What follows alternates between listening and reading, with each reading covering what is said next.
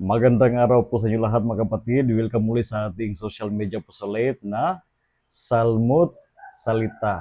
Hali kayo at makiisa upang ating ipahayag, ipakalat, ipalaganap ang salitang Diyos sa mundo ng social media. Ngayon po ay araw ng Lunes, March 3, 2025. Ang ating ebanghelyo ay mula sa ebanghelyo ni San Marcos chapter 10 verses 17 to 27.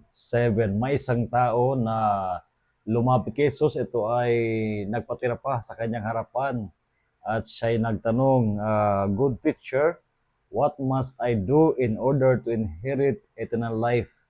Sabi ni Kristo, "You know the commandments."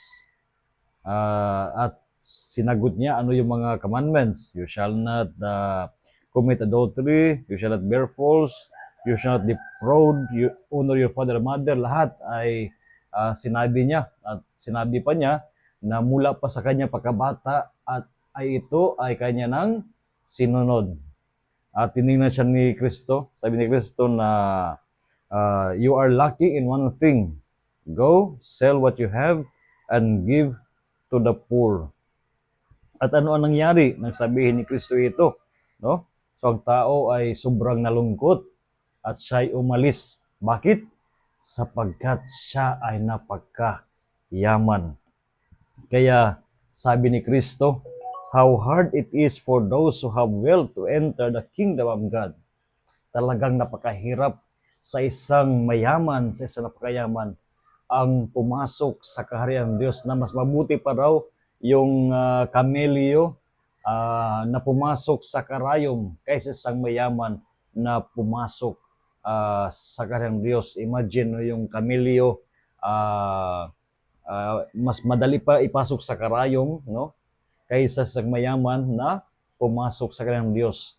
Sana sa buhay natin mga kapatid ay huwag nating hayaan na tayo ay ma-possess, no? Maging alipin ng mga bagay sa mundong ito, no? Hindi lamang yung mga material na mga bagay, maging yung ating puno tayo masyado sa ating sarili, na kung saan ay hindi na tayo marunong magbukas sa ating puso o kaya tumanggap ng mga payo ng ibang tao sapagkat puno tayo ng ating sarili. Talagang napakahirap na maghari ang Diyos sa buhay natin kung ganito ang ating na nangyayari sa ating buhay. Hindi sinasabi natin, Panginoon, na masama ang pagiging mayaman. Ito ay isang maganda, no? Pagpapala mo sa Diyos. Subalit kailanman ay huwag natin itong gawing number one sa buhay natin, na dapat gawin natin number one ang Diyos sa buhay natin, sapagkat ang mga bagay sa mundong ito, kahit ang buhay natin ay lilipas, no, lilipas. Subalit kahit kailanman ay huwag nating hayaan na pati na ang Diyos rin ay lilipas sa buhay natin.